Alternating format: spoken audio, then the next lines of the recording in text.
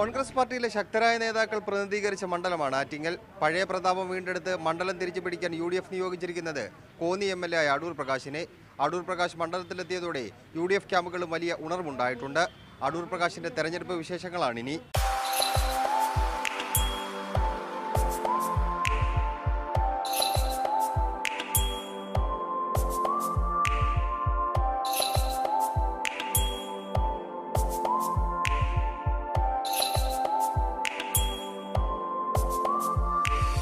അടൂർ പ്രകാശ് നിലവിൽ കോന്നി മണ്ഡലത്തിൽ നിന്നുള്ള നിയമസഭാ അംഗം.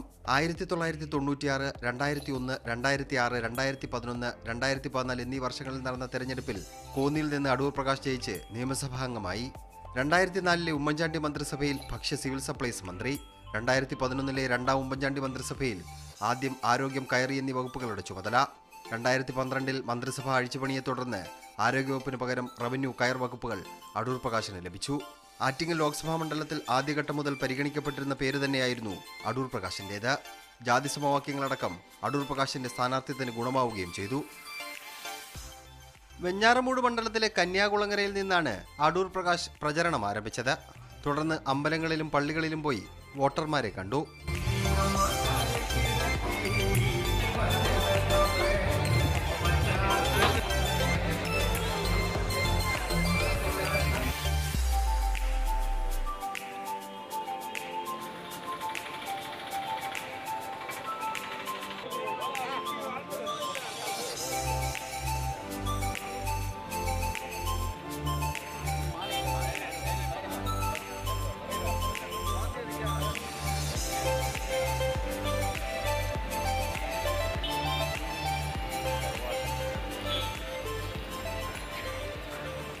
തെരഞ്ഞെടുപ്പിന് മുമ്പ് തന്നെ ആറ്റിങ്ങൽ മണ്ഡലത്തിലെ സ്ഥാനാർത്ഥി സംബന്ധിച്ച് UDFന്റെ സ്ഥാനാർത്ഥി സംബന്ധിച്ച് ഏകദേശ ധാരണ ഉണ്ടായിരുന്നു.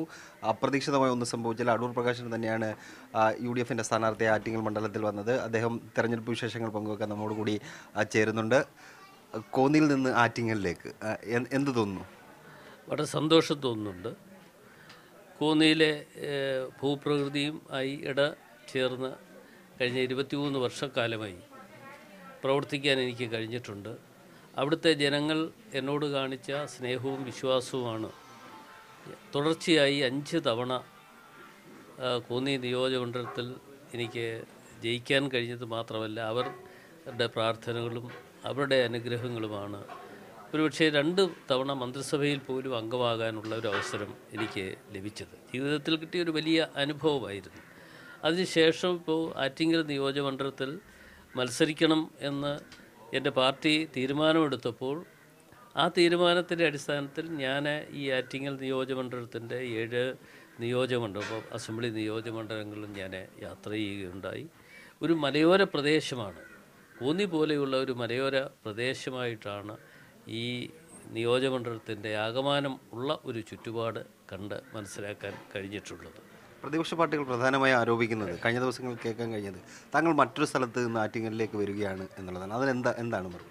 കോൺഗ്രസ് എന്ന് പറയുന്നത് ഒരു അഖിലേന്ത്യാ രാഷ്ട്രീയ പ്രസ്ഥാനമാണ്, പ്രാദേശിക രാഷ്ട്രീയ പ്രസ്ഥാനമല്ല. അപ്പോൾ കോൺഗ്രസ് എന്ന് പറയുന്ന അഖിലേന്ത്യാ രാഷ്ട്രീയ പ്രസ്ഥാനം എന്നുള്ള നിലയിൽ പലപ്പോഴും അഖിലേന്ത്യാ തലത്തിൽ ഞങ്ങൾക്ക് അഖിലേന്ത്യാ തലത്തിലുള്ള കമ്മിറ്റികളും മറ്റും കൂടി ഇരുന്ന് തീരുമാനമെടുത്താണ് ആരായിരിക്കണം സ്ഥാനാർത്ഥി. അതിന് പല ഘടകങ്ങൾ ഞങ്ങളുടെ നേതൃത്വം അത് വിലയിരുത്തൽ നടത്തും.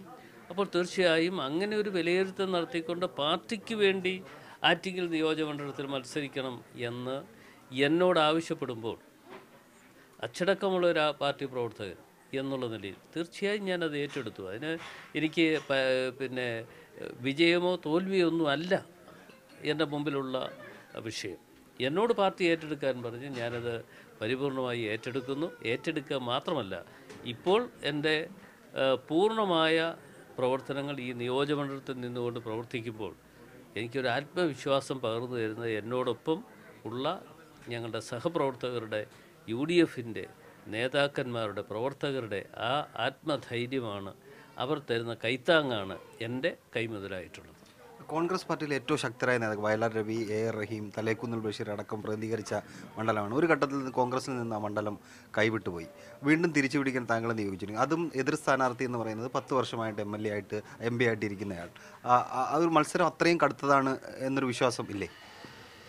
എന്നെ സംബന്ധിച്ചിടത്തോളം അങ്ങനെയില്ല. തുടർച്ചയായി ഇടതുപക്ഷത്തിൻ്റെ കയ്യിലിരിക്കുന്ന ഈ പാർലമെൻറ്റ് നിയോജക മണ്ഡലം തിരിച്ചു പിടിക്കണം. അതിന് എന്നെ ചുമതല ഏൽപ്പിച്ചത് മറ്റാരുമല്ല, ബഹുമാനായ AICCയുടെ പ്രസിഡന്റ് ശ്രീ രാഹുൽ ഗാന്ധിയുടെ നേതൃത്വം ഏറ്റെടുത്ത അദ്ദേഹത്തിൻ്റെ തീരുമാനമാണ് ഇന്ന് ഈ ദൗത്യം എന്നെ ഏൽപ്പിച്ചിരിക്കുന്നത്.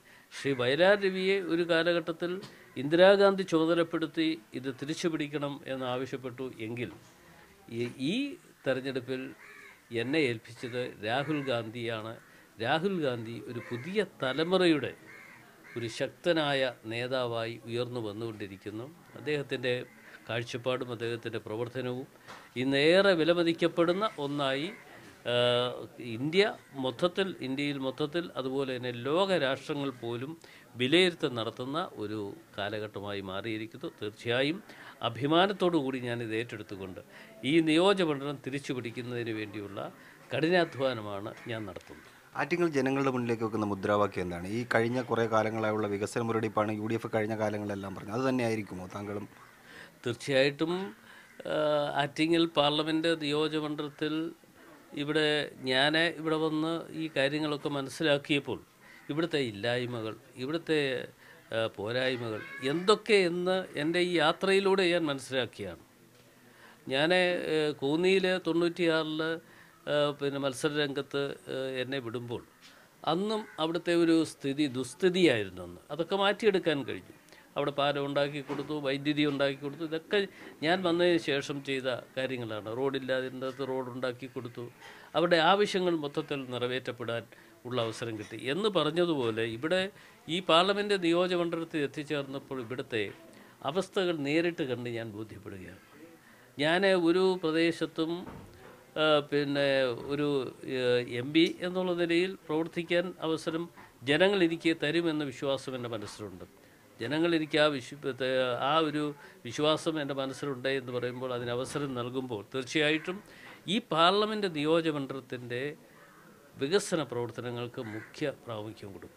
ആറ്റിങ്ങൽ മണ്ഡലത്തിന് ചില മേഖലകളിലും കയറുമായി ബന്ധപ്പെട്ട് ജീവിക്കുന്ന ആൾക്കാരുണ്ട്. താങ്കൾ റവന്യൂ കൈകാര്യം ചെയ്താലും ഒപ്പം കയറും കൈകാര്യം ചെയ്തതാണ്. ആ കാലഘട്ടത്തിൽ എന്തൊക്കെ അവർക്ക് വേണ്ടി ചെയ്തിട്ടുണ്ട്? അത് തുടർന്നും ഏതെങ്കിലും തരത്തിൽ ചെയ്യാൻ ആഗ്രഹിക്കുന്നുണ്ടോ? തീർച്ചയായിട്ടും കേന്ദ്ര ഗവൺമെൻറ്റിൽ തന്നെ ഒരു MSME മിനിസ്ട്രി ഉണ്ട്. അതുമായി ബന്ധപ്പെട്ടുകൊണ്ടാണ് ഈ ചെറുകിട വ്യവസായത്തിന് പ്രോത്സാഹനം കൊടുക്കുന്നത്. ഞാൻ മന്ത്രിയായിരിക്കുന്ന കാലഘട്ടത്തിലാണ് കയർ വ്യവസായ രംഗത്ത് കേന്ദ്ര ഗവൺമെൻറ്റുമായി ബന്ധപ്പെട്ടുകൊണ്ട് നിരവധി സഹായങ്ങൾ ഏറ്റുവാങ്ങാൻ പറ്റി. ഞാൻ കൂലി വർദ്ധിപ്പിച്ചു കൊടുത്തതല്ലാതെ ഈ സർക്കാർ അധികാരത്തിൽ ഏറ്റെടുത്ത് ഇപ്പോൾ 3 വർഷക്കാലം കഴിയുന്നു. ഒരു നയ പൈസ കൂട്ടി കൊടുത്തിട്ടില്ല. കൊടുക്കും എന്ന് ഈ പാവങ്ങളുടെ മുമ്പിൽ പലപ്പോഴും പറയുന്നത് മാത്രമേ ഉള്ളൂ. പക്ഷേ അത് അവരുടെ യാഥാർത്ഥ്യമാക്കി കൊടുക്കാൻ വേണ്ടിയാണ് ഗവൺമെൻറ് തയ്യാറാകേണ്ടത്. അത്തരം പ്രവർത്തനങ്ങൾ ഇന്ന് ഈ സർക്കാർ വൈമുഖ്യം കാണിക്കുന്നു എന്ന് പറയേണ്ടതായിട്ടുണ്ട്.